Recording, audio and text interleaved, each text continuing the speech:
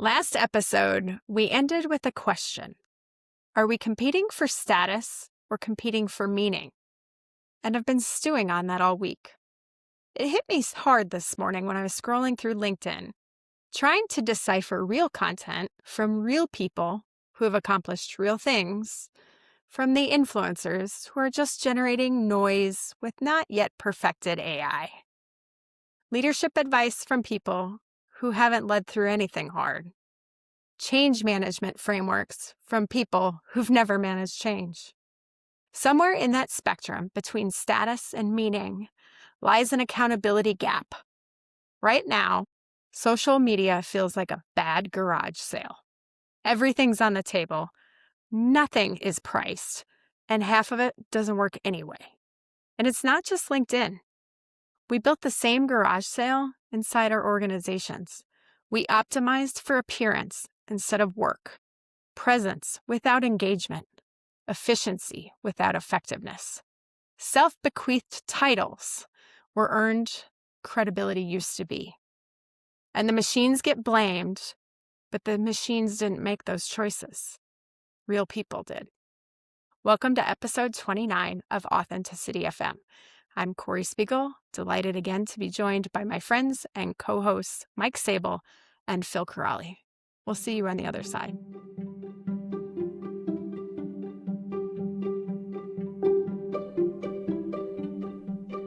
So tonight, we're asking what it looks like to rebuild from that. Not the system, you. What you choose to develop in the people around you. What you're willing to stop performing long enough to actually build. And whether the expertise you've earned, the kind that comes from actually doing the hard things, is being used to pull people forward or just fill space on a feed. Let's start there. The stirring we talked about last episode. Now that we've labeled it, how has it shifted the way you are thinking about what comes next? Corey Spiegel bringing the heat early on this episode. I appreciate that.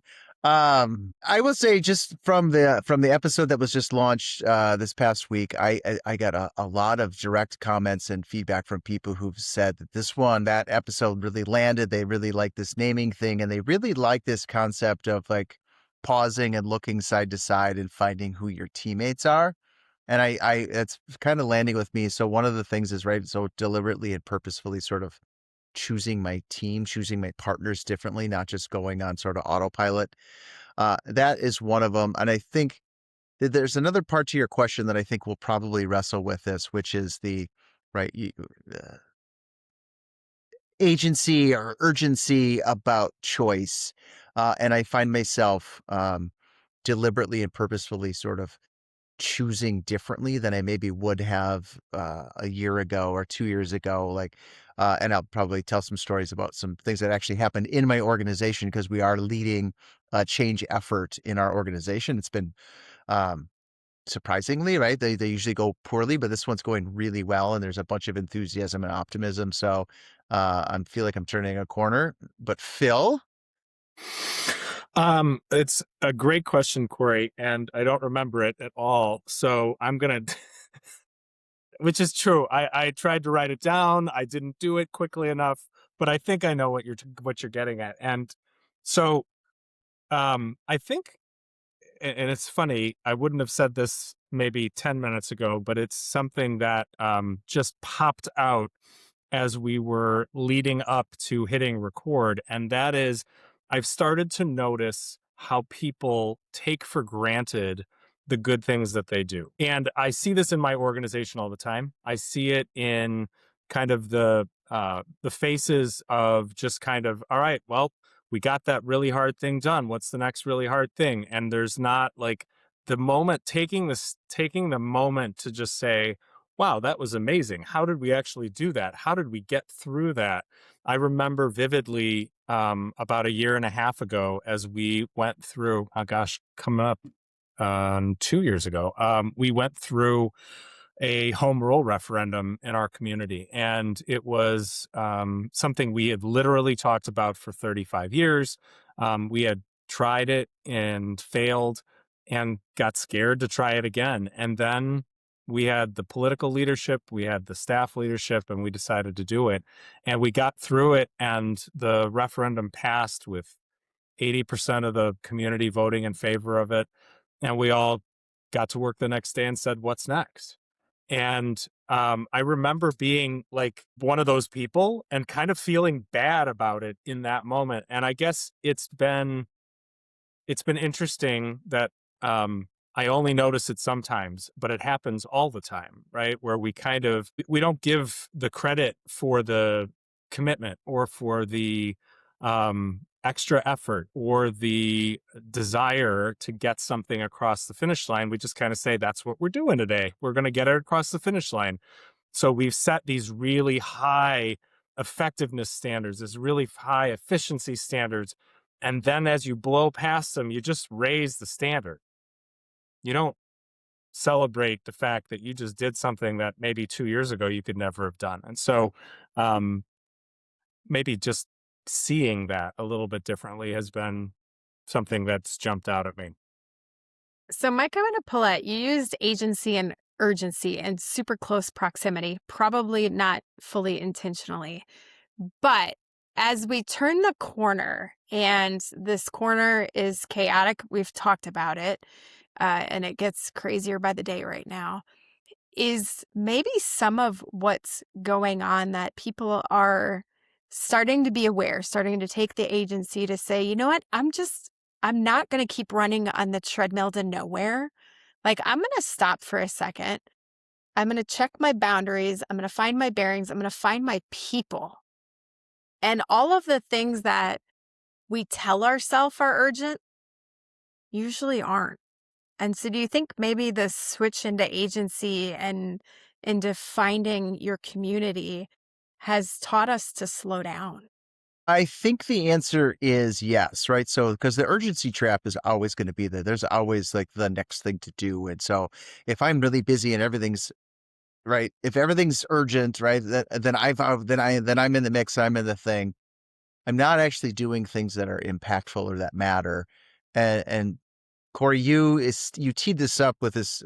I'll script the line because I was only half paying attention, but uh, I mean that it's out of love and respect. I only caught part of it, but when you talk about sort of what the influencers do, right? They're kind of like this garage sale. It's mispriced. It doesn't work. It feels janky. That's a technical term. And Phil sort of mentioned this something like, oh, okay, we're not acknowledging effort and rewarding things that are valuable. Like we don't price the effort that goes into making something really good the same way. And so I think that is the moment to stop and be like, oh, wait a minute, we did something really cool. It was really hard. It was high value. We don't honor the price that was paid for it because we look at this other thing that's cheap and simple and easy and like, right, it's popcorn and it's candy and it's present and it's urgent, right? So that's the other thing, that like those cheap things are always refreshing themselves and they're popping up. So there is this dichotomy of value that we're earning and getting, not pricing it at the same way because we're attracted to cheap and easy. And I do think there's some richness there. And so the agency is really choosing those things that have real value and carry a higher price, I think. So I'm going to agree with everything Mike said, except, sorry, except I don't know that we're doing it well yet. I think we're starting to see it. I think we're starting to recognize the kind of the ticky-tack stuff is maybe that. And I think that's as we talk about things like celebrating the wins and actually understanding what they mean. Like, yeah, it's really great when we get through a budget process. It's a statutory requirement. It's a thing that has to happen. And I always say out loud, like, this is the most important piece of something that we do every year because it lays out the whole of the year. And zero people, when I say that out loud, agree with me. They're like, this thing sucks. Like we just went through 8 months of hand wringing and brain teasers and trying to figure out how to squeeze, blood out of a nickel here. And why is this important? And I think that's the hard part. It is important, but we don't give it that value. And, we were talking last time a little bit, we just kind of scratched the subject. And as I was re-listening to last episode, I feel badly because I didn't take the handoff that you gave, Mike, which is, how are we talking about compensation? How are we talking about rewarding the kind of work that is meaningful and impactful, right? The department director who listens in a staff meeting and says, you know what? Yeah, I do have to make sure that these two parts of my part of the organization are working well with other parts of the organization. And they actually take the steps that are quiet and slow and probably boring to make the organization work better. And then we just kind of say, well, that's what you were supposed to do, right? So we're not going to celebrate that. We're not going to compensate you for doing that because you just did your job. But isn't there more? Isn't there an opportunity to look at this and say, Mike, you're going through an organizational thing, right? Where you're trying to reorient. How are you gonna use that opportunity to kind of step off and say, it isn't just about the ticky-tack things, it is about the real things. Those real things have much more meaning than maybe we've given them credit for. And now we're gonna take it and we're going to carry it forward and celebrate it as we do it. Um, so I think as we look at what we're learning right now, I think those are pieces that we're trying to discern the things that really are meaningful for the organization, for the employees, and most importantly for the community that we're serving. So let's bring that to life a little bit further. We talked about kind of the workforce evolution, the expectations, this idea that we're turning the corner.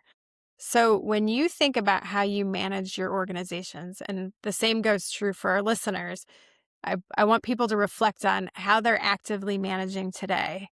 Where are you still leading based on what the org chart says versus thinking about how the work needs to be delivered? I'm so glad you asked that question. I didn't know that you were going to ask it, so I just got really excited. So as you guys know, I've been a practitioner of the high performance organization model. Come see us at the University of Kansas at Leading Edge. We start a class next week. We just did that exercise today in my organization. Um, we reoriented how we work, right? Everybody has the, hey, we've got a plan for the council meeting, and then you have the meeting where you're like, well, let's debrief what happened at the council meeting, right? And there's 2 hours of, I would imagine in most cities across America have that same model. And we just said, actually, the second part of that could probably be an email. So we're going to stop do that. And so we have actually pivoted to having depth. And so 4-hour meetings of substance. And we're going to make assignments within the organization about the things that are going to drive change. And we actually spent an inordinate amount of time talking about how we're going to treat each other when we're in this different space. And the first rule is there is no hierarchy. I am not running the meeting, right? Legally, I am in charge. By statute, I am the boss. But in that room, I am taking off that mantle and saying, listen, I can't lead the organization by myself. I need a team of people to do it with me. I've chosen you to do it with me. Let's go be great at it. And so we are literally in the process of upending the hierarchy because if you've ever been through the model, right, the hierarchy does a couple of things really, really well, and it does a lot of things really poorly. And so we have decided in my organization to just stop using the hierarchy to do important things that need teamwork, that need a, a, like higher level or higher order thinking than what we're accustomed to. And my leadership team is great. They sort of said, yeah, great. We would love to do that with you. So we're going to go first and we're going to model for the rest of the organization what it looks like.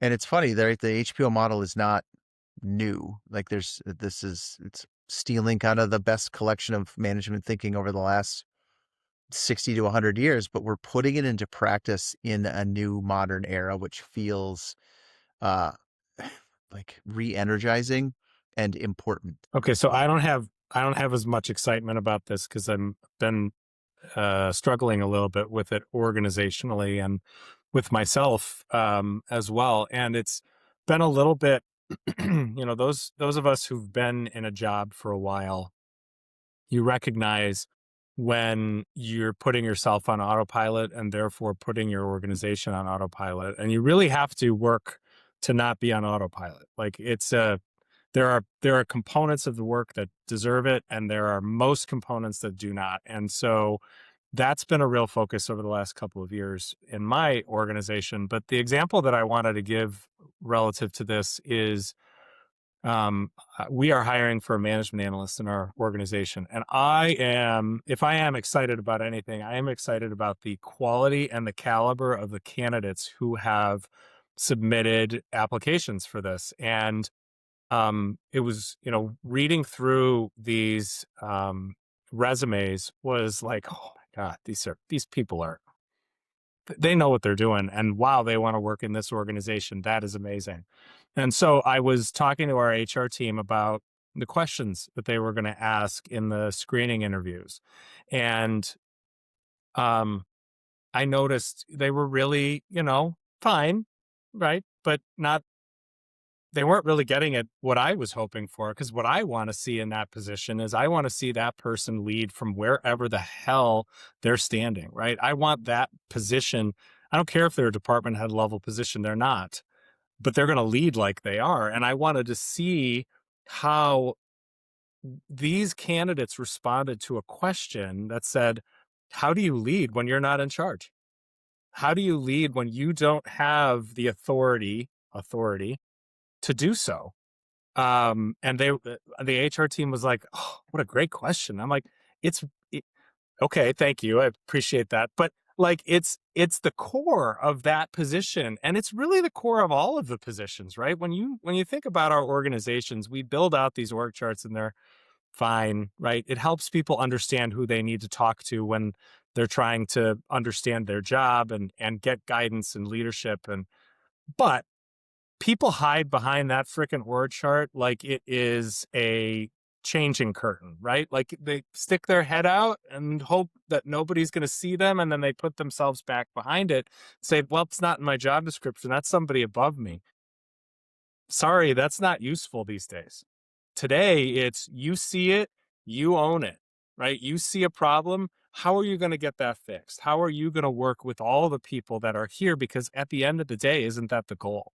That we're going to work together and we're going to achieve something. So, I think it is not something that people who have grown up in these very hierarchical systems are comfortable with. It's a struggle in the public safety side of things, right? Where we have this quasi militaristic structure of who speaks to whom when, but it's no different in public works. It's no different in finance. And it really is a broken model that doesn't help get the ball across the field.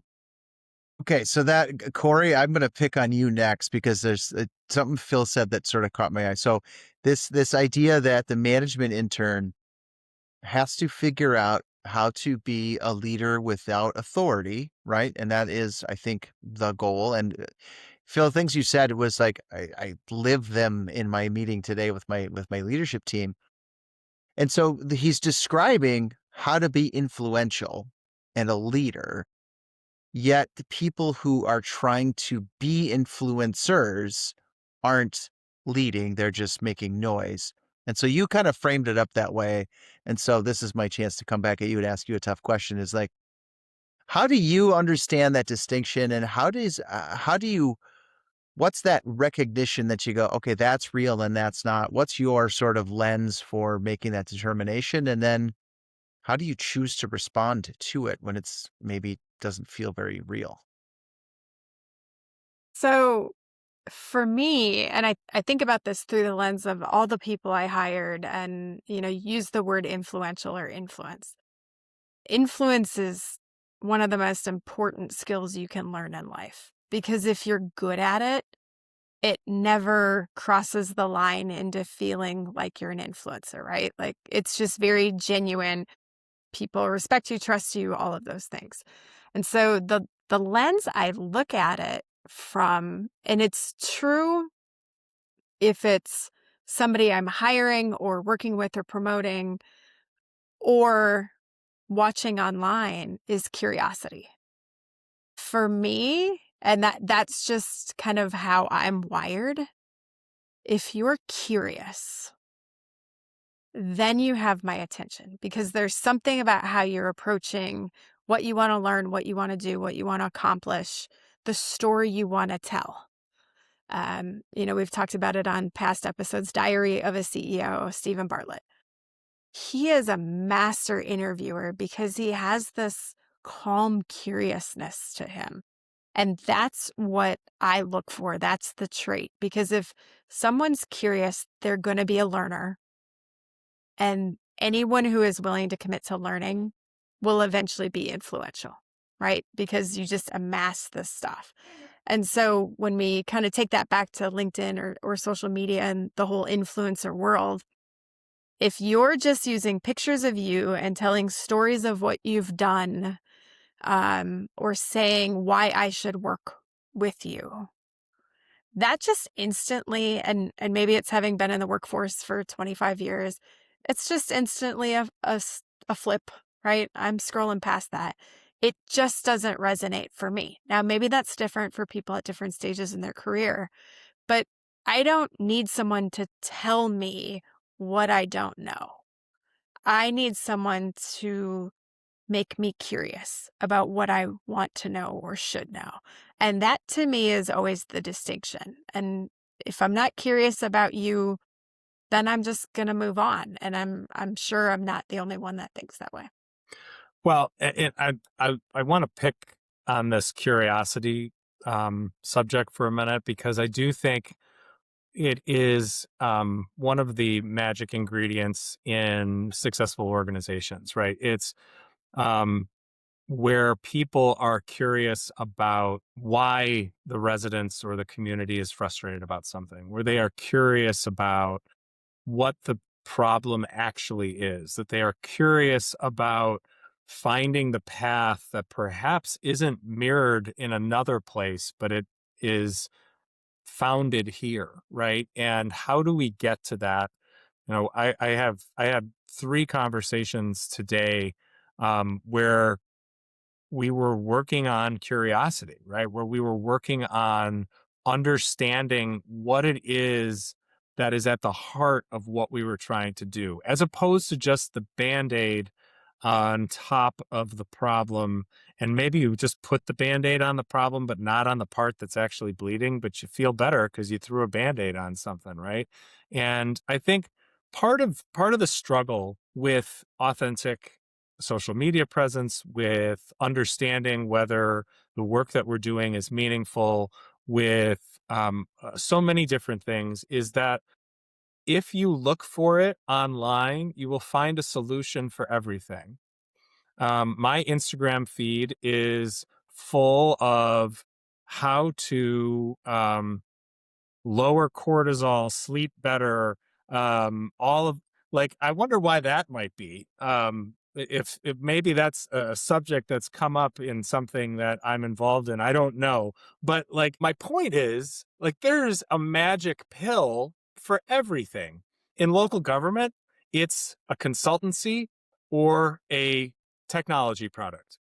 Any problem can be solved with either of those 2 things. And that's not to say that some problems aren't solved by those things. I'm a believer that the right person or the right product can actually bring you where you want to go and help you get there. But you're not going to get there if you don't know what the problem is in the first place.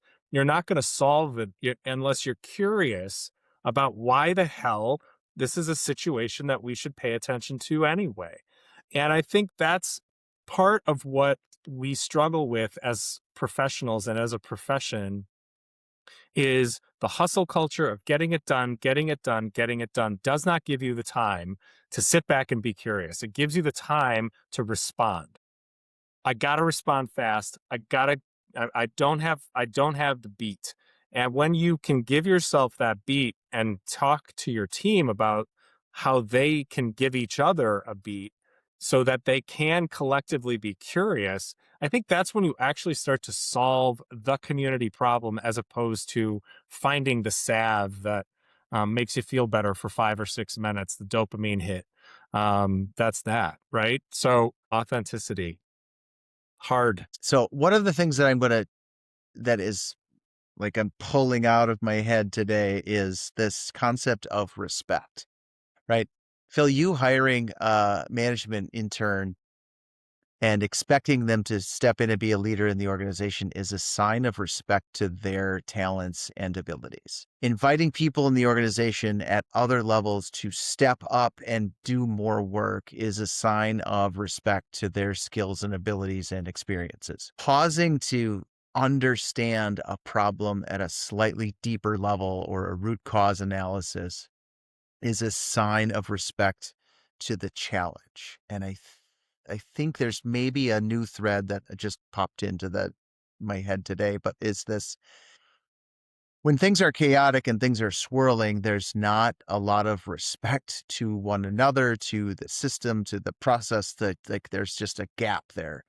And I think at some level there is a moment where we have to revere some of the things and show more respect to the people around us, the challenges that we face, to respect the contributions that led to successes. And I wonder if there's not some element of being more respectful and having more gratitude to the people who do this work. I don't know. It just kicked around and closed circuit. I worked for a police chief, Booker Hodges, who's sort of YouTube famous for all sorts of things. If you ever want to look at Booker Hodges videos on YouTube, they're brilliant. They're funny. He is the same way in person as he is on camera. And the department that he ran, he had one value, and it was respect. And it was, we will be the most be the most respected department in the state because we are the most respectful. And that permeated the organization. It sort of drove change. I wonder if he was maybe prescient and sort of onto something differently, but that's the thing that's kicking around in my head. I want to pull out a couple of things. So, Mike, I think respect, creativity, it's almost like we're starting to craft the value set for the next era.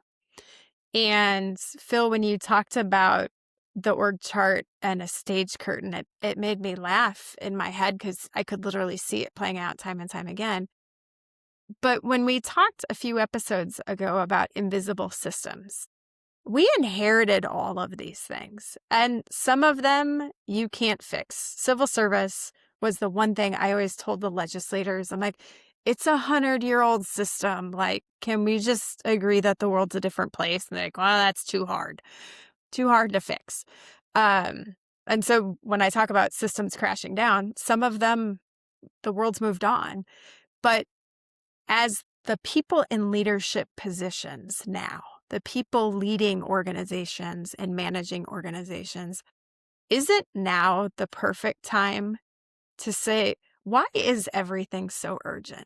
Because it's always been that way, right? Like all of these invisible systems, these invisible behaviors, the org chart. Now, I understand you need some level of structure. You need systems of some sort. But culturally, that doesn't have to be the stone tablet. Like the idea of mesh networks working together or matrix teams to solve creative problems, to say that we're going to have standards. Excellence is going to be a standard. But that doesn't mean you have to respond to an email in 10 minutes. That's not the definition of excellence. And so as you look at your organizations, and Mike, it's probably fresh off of meeting with your team today, what are some of the things that you're looking at, your team is looking at and saying, why should we keep doing it that way? Like, if it's okay to build something new and better, why aren't we?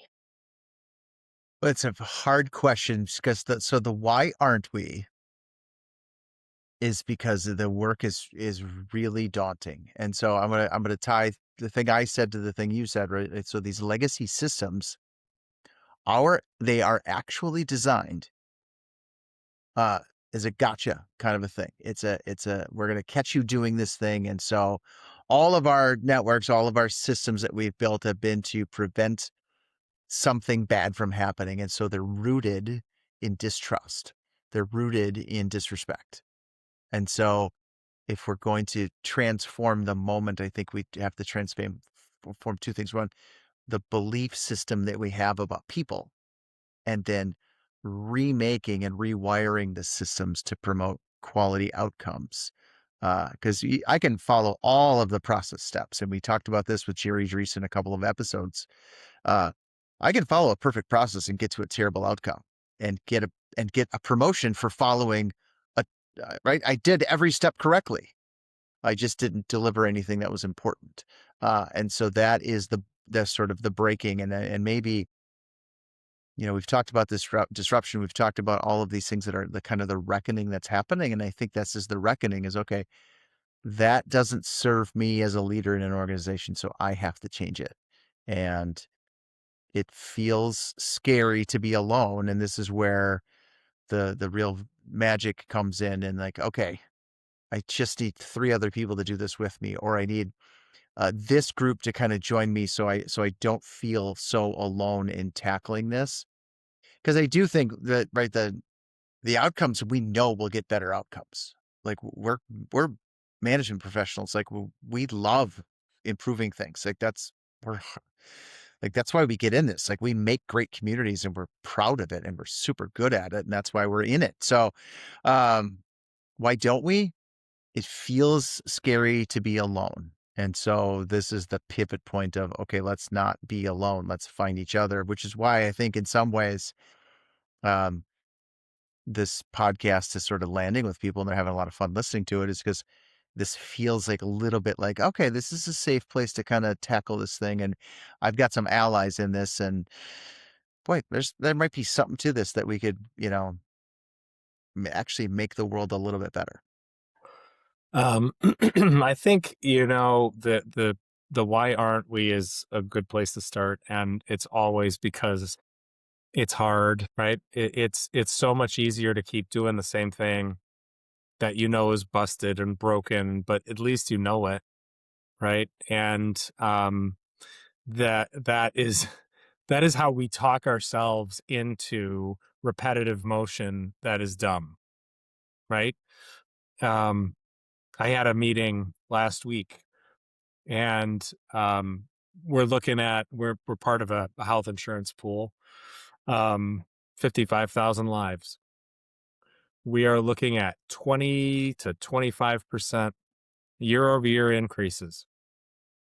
And, there's 47 ways for those percentages to go down, right? We'll tweak this prescription plan, and we'll tweak this deductible, and we'll tweak this PPO, and we'll try to push more people over to this HMO, and we'll tweak and we'll tweak and we'll tweak and we'll tweak. And I just said, can we stop for a minute?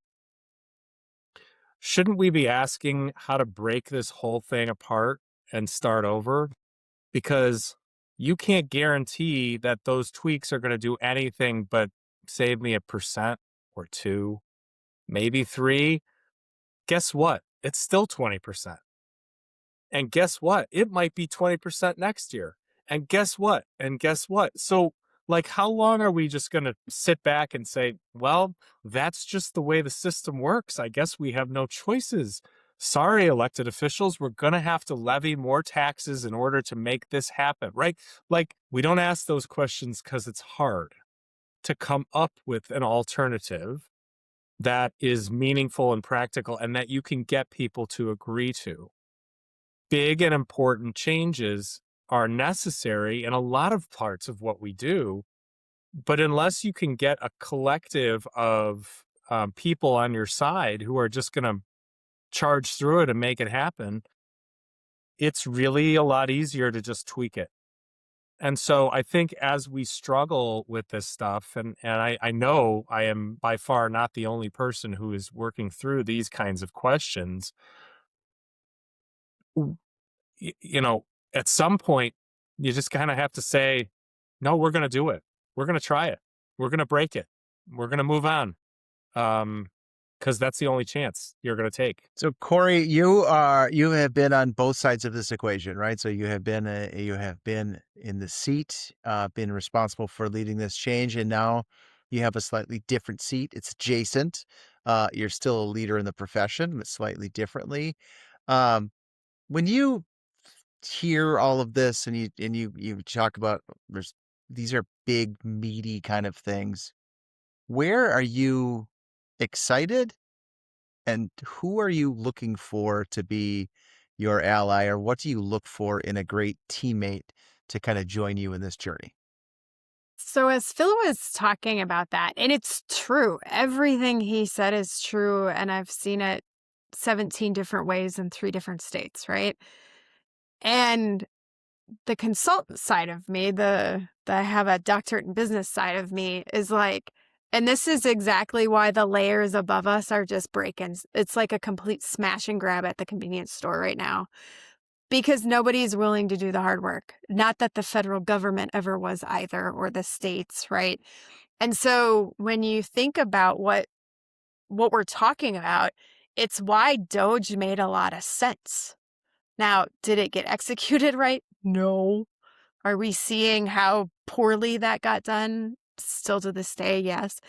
But the idea that if all we're going to do is keep buying more duct tape and more WD-40, and it's still costing us 20% a year. Now, health insurance is a special bucket when you talk about insurance and healthcare individually and collectively, right? But pick a union contract, whatever. There's 7 different ways this plays out.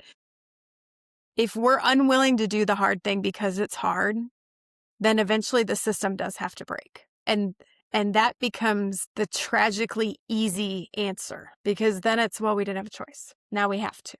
And so the creative side of me, the curious side of me is like, oh, let's keep breaking stuff, because that's the only way it's ever going to get better. And then the empathetic side of me, who is in the chair, is like, God, that's going to suck. Right. And it's both, but progress is never painless. And I think that's something we all know. And that's what this evolution is really going to be about, is the idea that progress is, you're going to have some scars. There's going to be a lot of change.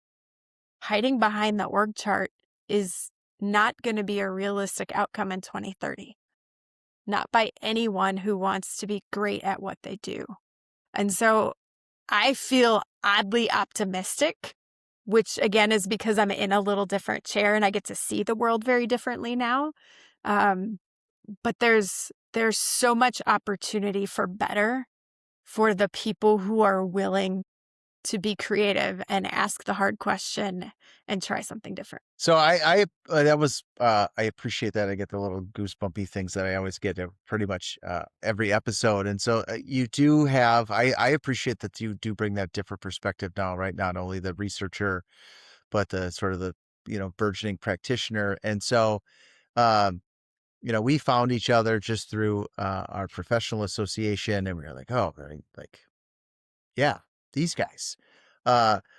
Who else are you looking for? What are those other qualities that you're looking for, right? Obviously, curious, people who are brave and willing to take risks and break shit, which is sort of kind of the fun thing. But what are those other attributes that you're looking for in that team, or who's on your horizon? You're like, yeah, I like what they're doing, or I like what they're doing, or I think there's something that we can maybe pull together. What does that look like from your perspective? So I'm going to take it in what will feel like a little bit of a negative tone, because I want to say the thing. I'm not looking for performers. And this is my own new personal mantra. I hate the concept of optimization and hustle culture. I think it's just destroyed the quality of our lives. And so I'm looking for people, we talked about creativity, we talked about respect. I think you see curiosity manifest in a ton of ways. And part of it is also the people who are interested in service, and we've talked about in so many episodes, doing more with less. And no, I don't, doing more with less is not what the future looks like. I mean, realistically, is that accurate? Sure. But it's doing better with different. And the people who are kind of disruptive thinkers and willing to ask hard questions, even though they're the one in the room that probably shouldn't ask the hard question. Like that little bit of bravery, I think is really interesting too. So it's a set of traits that I would say are akin to the 5-year-old that we celebrate when you're 5, and when you're 35, we're like, how dare you? Uh, I've not heard "do better with different," but I think that's got to be like a T-shirt, because that one really landed really well. I'm just like, I got a little happy thinking about it, because that's I think an easy thing for, not easy, like it's a slogan and something that people can grab onto and go, oh yeah, that feels like something I would get behind. I feel like I'm going to be repetitive in saying this to what's something I've said in a previous episode or episodes, but there is in the days where I don't get very hopeful about what the future looks like, I generally find myself falling into a conversation with somebody who makes me hopeful about what the future looks like. And a lot of those people are in their 20s. I had a lovely conversation today with a manager in Wisconsin who is in their 20s, brand new in this role, right? Taking a job that a lot of people in their 40s and 50s don't want to take, and there they are. And super excited, super jazzed, working their tail off to make a difference and to work toward a better place for the people who live in their community. And I gotta say, I in my 40s, I am. There are more days than not where I struggle to understand the why of the work. Sometimes, particularly as it relates to my own sensibilities, my own frustrations, my own issues that I'm working through as a professional. And I don't know, maybe people who were in their 40s when I was in my 20s looked at me then and said what I say about those folks now. But um, there is such a desire to make the world a better place as the first reason that they're doing it, that it really, I think, says those are the people I want in my organization, right? Those are the minds that I want thinking about the things that I have to worry about and the problems that we are trying to create a solution for. Not all of them have to be that age, but they have to have that drive first, right? And so I think about some of the folks that we've hired. There's a few. There's one who, is so excited that sometimes I'm sure he's going to run into a wall and through it and through the next one and through the next one before he stops, because he's got so much passion to fix this stuff, right? He's so desperate to do it. And I just love it because it gives me, I giggle at it a little bit because it's like, haha, look at that. Um, but he's not 25. He's in his 40s too. And so it doesn't matter. The age isn't the thing. It's where that drive to recognize that not everything has to hide behind structure and process and exact, this is the way we do it or the way we've done it before, but a real just kind of passion to make it better. And I think it goes back to curiosity, right? It goes back to the respect that you have for the community or for the finite resources that you're entrusted with or to the people that you're working with, that you want things to be better just because you know you can make them better. Maybe not right away and maybe incrementally and maybe in small steps, but better, right? And so those are the people that I want to surround myself with. Those are the people that don't make me sad when I walk in the building, because they are in it for the right reasons. And I think they are doing, what did you say? Do it, but what I'm never going to get the catchphrase right, but that's, to me, that feels different right now. I don't know. Maybe it's not, but it's sure in a world filled with people who are good at patting themselves on the back. It's lovely to see somebody who's just showing up and trying their very best. It's just it's something that I know we've had for a long time, but maybe it's been masked by other things. So it made me giggle a little bit when you were talking. I'm like, oh, it's like the answers, hope, and optimism. And I wrote 200 pages on that at one point. And so my question to you guys then, and really to those who listen, is how do you find hope and optimism?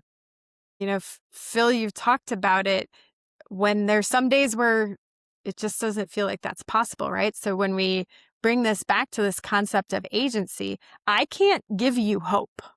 I can't make you optimistic. Those are things that have to come from inside. And I think slowing down is part of the real answer. But as we talk about this stirring and as we talk about being very open and aware to what different and evolved looks like in the profession, hope and optimism is going to be super important. So, how do you look for it and how do you try to grow it in yourself? So I'm going to say don't I I'm like naturally optimistic. I think right, all good things are going to come, and I'm sort of there, and I am hopeful. And it's funny that I was literally thinking, God, this sounds like a dissertation that I'm familiar with, right? This when Phil was talking, I was thinking of your research work that people should absolutely go back and read because I think it's really insightful. But I get hope and optimism from others. Like I watch something and I'm like, oh, that's cool. I think I could do that too. Or, hey, I don't know how to do this thing, but like we made a high school musical reference last time. Hey, we're all in this together. We can be optimistic about this together. So I don't think it is a solitary endeavor. I think it is a team effort and a team sport. And so I'm going to keep going back to this. I really do think that there is this pausing, right? Standing up from the grind, looking around and finding the other people who are in this same spot where they, okay, make eye contact or make a different connection and say, hey, do you want to join hands and do this together? Like, I think we can make this work because that infectious optimism sort of is a team effort. And I do think one of that like, I say all of that to say how I have traditionally, uh, used the profession and sort of networked and cultivated relationships has never been transactional. It's always been transformational. But I do think I have to maybe think a little bit differently about either expanding my pool of who I would traditionally go to or finding those who are really aligned in the values and then running deep with them. And I don't know that I have the exact answer, but I do feel like that element of, uh, right, finding the curious, finding the people that I respect and admire is going to be one of the things that sort of builds that little bit of optimism that I might need as things get harder. So, um, I have one more comment, and I apologize for going long on this one, but uh, part of why the influencer trend drives me so crazy is that they don't respect their audience. uh, and we could be criticized on literally, we could be criticized for trying to, right? We're on a podcast, like what gives us the thing, but I think ours is different in the sense that we are trying to pull people with us and not just get likes and subscribes. And so maybe I have to change the little tagline I use about liking and subscribing, like help us cultivate more meaning. So give us feedback about what drives meaning and what's been impactful, rather than just a metric of like, listens and likes and followers. Help us cultivate a better program so we can get more people on the team aligned towards something else. So there you go. So, isn't that really rebuilding community if we're going to harken back to an old episode, right? So, the idea is because, yeah, the metrics are fun, but they're actually not meaningful to what we're going to talk about in the next episode. They're really not. It's what people have mentioned to you that, oh, that really hit, or what about this, or you guys should talk to this person. It is very much the sense of community that has made this fun and has made what we want to do next more exciting. So hope and optimism are interesting things because um, I think they always exist if you let them. They are hidden by a lot of other things like anxiety and frustration and self-doubt and imposter syndrome and all of those things that we've talked about a great deal.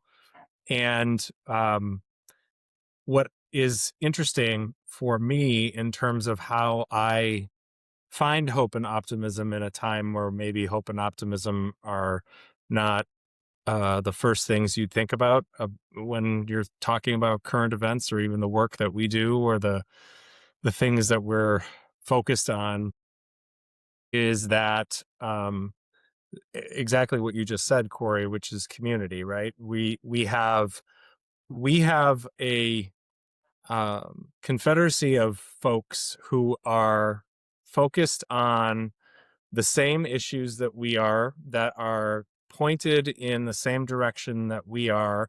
And all you have to do is what Mike did and talked about last time, which is look side to side and see them because they're not always in front of you and they're not behind you, they're with you. And the ones who are in front of you probably aren't doing what you need them to do. They're trying to point you in a direction and maybe sell you something. But it's the ones that are next to you who are pulling in the same direction for their spaces that they are trying to occupy effectively and thoughtfully and creatively. And so that community is where the hope and optimism comes. Because when you look to your side and you know somebody's there, it's much easier to keep looking forward. If you're trying to chase something and you're not sure it's real, maybe it's just a figment of your imagination. Maybe it's just something that is a mirage on the right out in front of you. You're just going to wear yourself out. But when you've got those folks next to you on either side that you can rely on, whether they know it or not, whether you know it or not, that's where we have that opportunity for connection.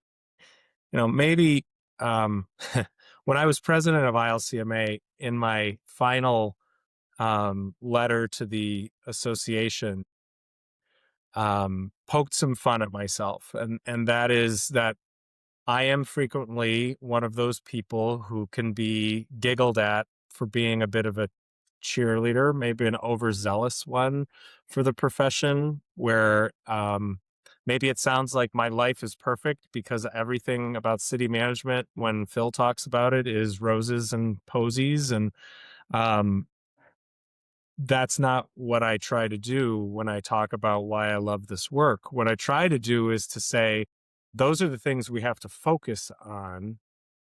Otherwise, it's not sustainable because the bad stuff is always going to be there. And if that's the thing that drives us forward, man, is it going to drive you into the ground, as opposed to being able to be optimistic that you can actually do it. And I hope that in some of the things that I have tried to communicate, and what I think we as a group have tried to communicate, is that this isn't lonely work if you don't let it. If you ask for help, if you outreach your hand, and guess what? We have the job to reach out too. And so when I get those outreaches, or when I try to outreach to somebody and they actually grab back, I got a message from somebody I've never met in person, but we've connected through LinkedIn over the last few years. And I sent them an unsolicited, hey, you came to mind. Just hope you're doing all right. I know you got a lot going on. Just wanted to say hi. No need to respond.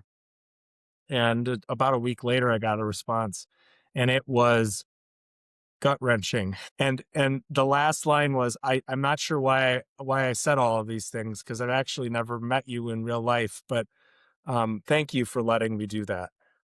What greater thing can we do for each other to keep moving forward and to keep that hope and optimism? Because somebody cares, right? Somebody's willing to listen. Again, that's where my hope and optimism comes from. The ability to know that I've got a team, I've got the two of you, I've got a bunch of other people that will make it better if it's bad.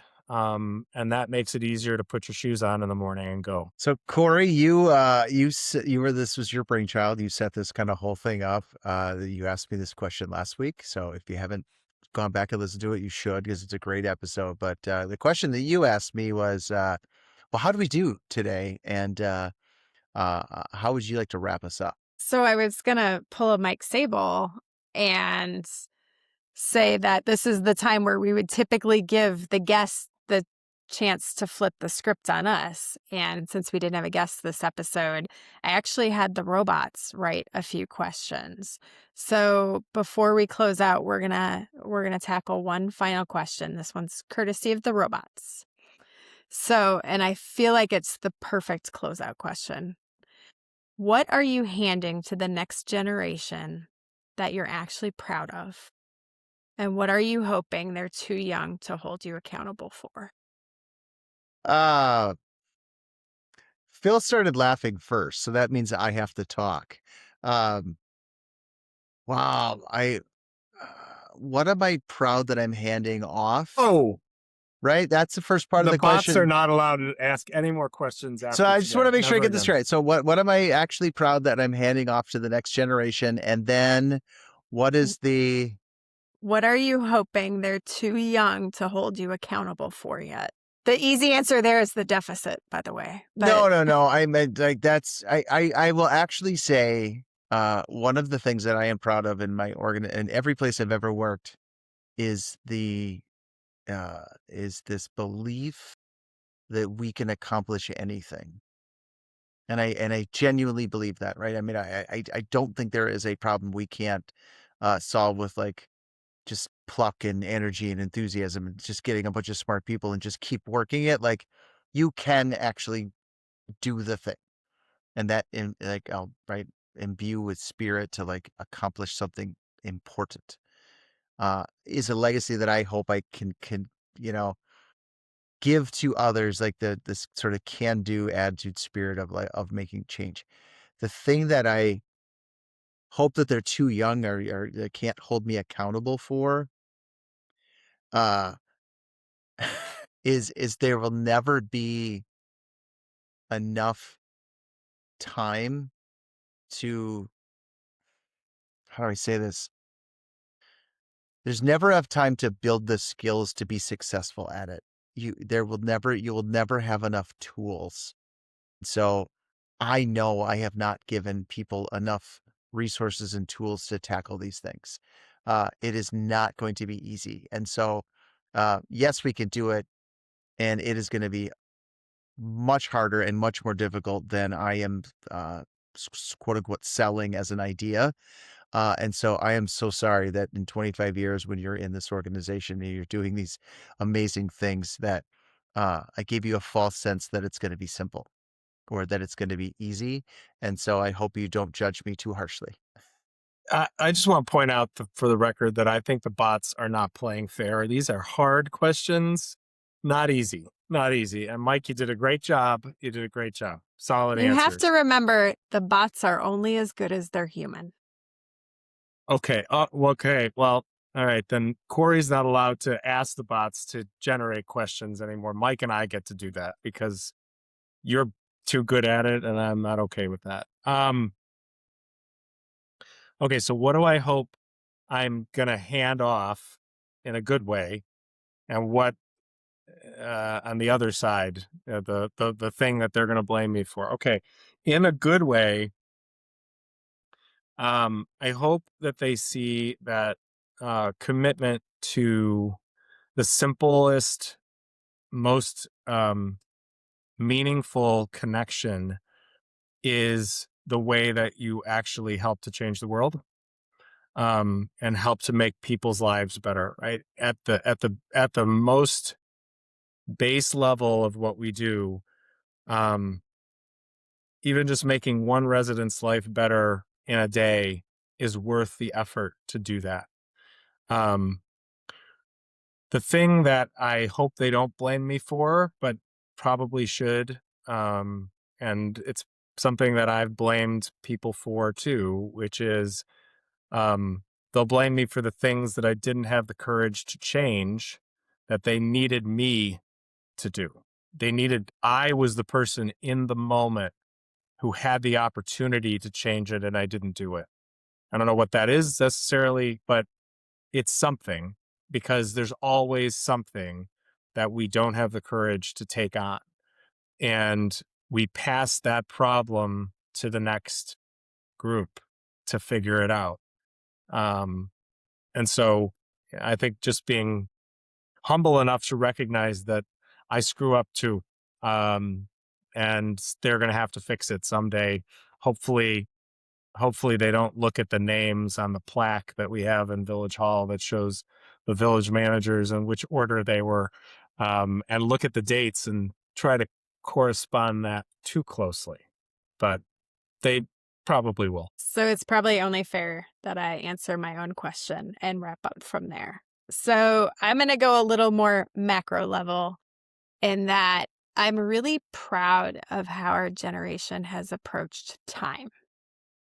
And as parents, and I know this is true of both of you, and I've seen it in so many other people, people are choosing to show up for their kids, even if that's during 8 to 5 hours. And I think being present and the gift of time is something that in many cases we didn't get, right? And I've read so many articles in the past couple of weeks about the boomer generation and how they work so hard for 45 years and their kids are grown and gone and their grandkids. And so now they're just so woefully lonely because they gave up all their time to their employer and not to their life. And you can't rewind that. And so that's what I'm really proud of. The flip side, and we will get blamed for it and we should get blamed for it, is we haven't put adequate guardrails on technology. And this generation of kids is absolutely going to pay for it. Already is. You're seeing that.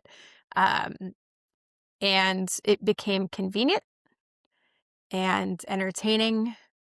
And we put great power into little hands and little minds that were not yet ready for it. And only time will tell just how dangerous that was. So there are my thoughts on that question. Mike, when you proposed these, we talked about kind of turning the corner and that things were starting to feel different. And even though the world outside every day is a new adventure of, I can't believe they actually said that out loud, at the local level, in the communities, in the neighborhoods, families are still showing up. You know, we had a local election here yesterday for the school districts. They all got overwhelmingly passed. People still absolutely care about their local community. And to the point of looking left and right and finding your people, I think that's what comes next is how do we build these networks across generations, across fields, across problems, and say no more excuses. We're not going to talk about how bad it is or why we can't. We're going to start doing things different and we're going to engage that youthful optimism and we're just going to run with it because the alternative is no longer acceptable. Corey, I think that was the perfect ending to this episode. This has been a fun little journey, right? So we're kind of going month to month, and this one feels like a really good sort of juicy close to a little chapter that we've had in this kind of last stretch of episodes. And so I'm going to end with a note of gratitude and respect. Right, I said on the very first episode, right? These are people I know and like and respect. And I'm just so grateful that we get to do this. And right, it's a fun way to just kind of hang out with people that I like and admire and respect. And this feels like a really important space. And so I'm just grateful that I get to do it with both of you. So thank you.